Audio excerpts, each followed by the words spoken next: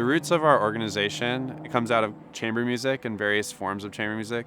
So to do that on such a big scale with 40 plus musicians is a great challenge, but it's an energy that is so incredible that I think as performers, we feel like we get to express the music in a new way and discover it in a new way. And then the audience is right there with us. And we've done it in the last couple of years, but this year putting together this project and seeing everyone rehearsing together and collaborating, it's going to be so exciting with the audience to see that come to life and to feel the energy in the room, because I know it's just going to send people out of their seats.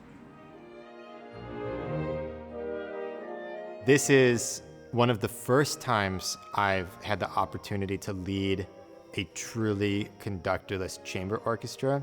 And I would say the first thing that I've learned is that my preparation as concertmaster has to be 3 times as strong as if I were just, sitting in an orchestra with someone else leading. And I trust that, everybody else in the orchestra, especially the leaders of the sections, have also done that too. And then, if everyone's done that, it becomes basically just a big chamber music piece, right? And we can, do what we do in a string quartet, which is everyone comes with their ideas, and it's equal parts sort of presenting your ideas with all of the originality and artistry that you can muster while paying attention, listening, reacting to that same contribution from everybody else.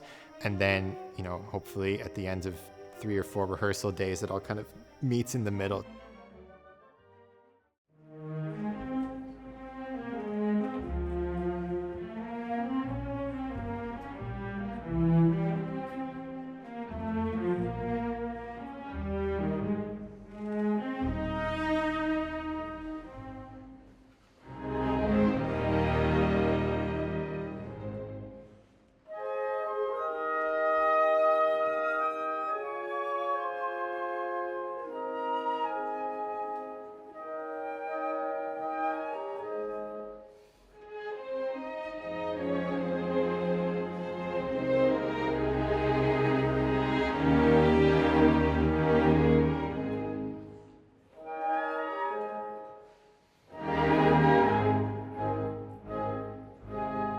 The conductorless chamber orchestra thing is a huge movement that's going on right now.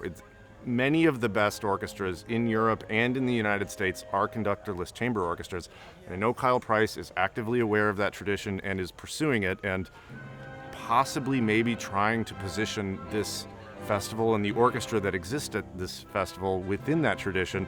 I find that when you take out the conductor and you turn orchestra into a chamber music experience, you start noticing things way more than when you play the music in regular orchestra. You start making connections across the orchestra. This whole spider web of connections starts just developing naturally. And that creates the possibility that each one of the performances might be totally different because of that communication, that ebb and flow, that give and take that happens in that moment.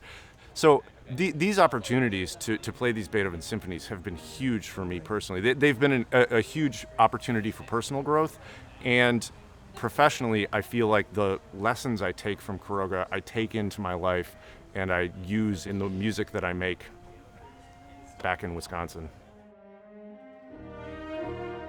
Today it was so interesting because usually we're just listening to someone tell us what is their vision of the piece, and I just feel that today was cool because I think everyone was contributing in a way where we wouldn't be able to do that if we were trying to just follow and being conductorless also makes everyone more hyper aware of everything, and I think Jimmy's such a great leader and he's used to leading chamber music, so it's just so helpful to have him because he has a really specific way of leading, and then everyone responds really well, I thought, to him today. We've all played Beethoven at one point or another, and we've more or less played it usually with a conductor. And so I remember that first Beethoven 7 when we walked in and people were like, oh, there's no conductor. I was like, who's the conductor this week? I'm excited to know who that, learn more about this person. They're like, no conductor. And I thought they were joking. And I was like, okay, how's this going to work? The musicians are so incredibly skilled and talented, and they have so much that they want to say and they want to say with the music that I think it just all comes out in the Beethoven, and it is really like chamber music en masse. And yeah, I think that's just so cool to be a part of.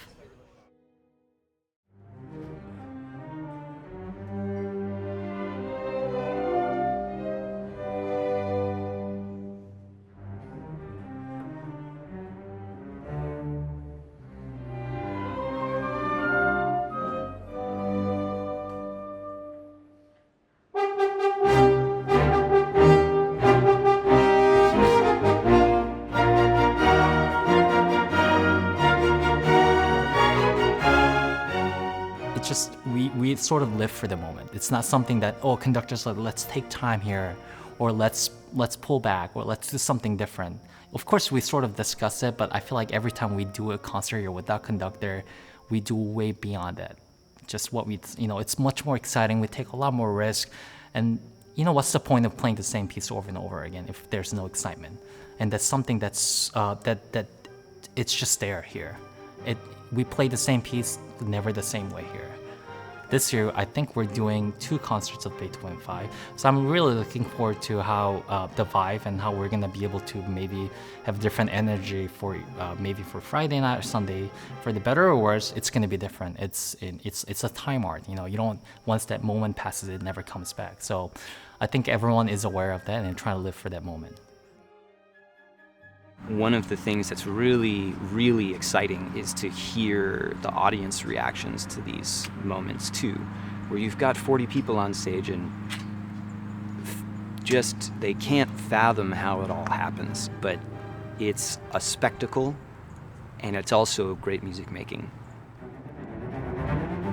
It just feels freeing and fun, and the way that the strings communicate with the woodwinds and brass, and the woodwinds and brass communicate with the strings, each year just develops more and more, and it's great to hear more of people's personalities, that camaraderie of again being on the edge of your seats and passing the melody, and you don't have someone dictating that. That's a group effort that you're doing together, and I just can't wait for tonight. It's gonna be so much fun.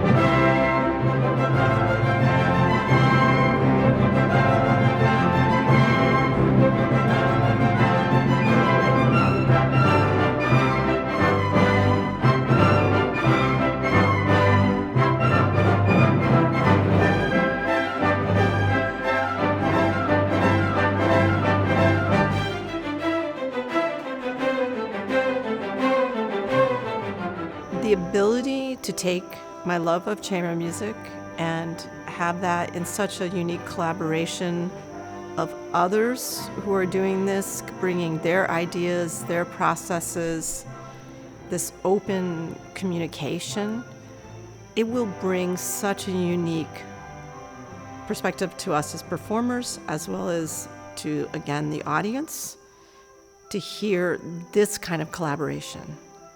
They're looking at 40 people on the stage, each bringing in their understanding of the motives of the communication, the conversations, the articulations, the dynamics, the characters. I think is more true to Beethoven than what we've seen for the past 100 years. It's fun because at the end of the day, it truly feels like almost a microcosm of what this festival is, which is this collective of musicians coming together to work together on some type of artistic, valuable project. And I think in this type of rehearsal and performance, the musicians themselves really, everyone has a little bit of a say, a little bit of a vision in how this piece is going to come together throughout the course of the week.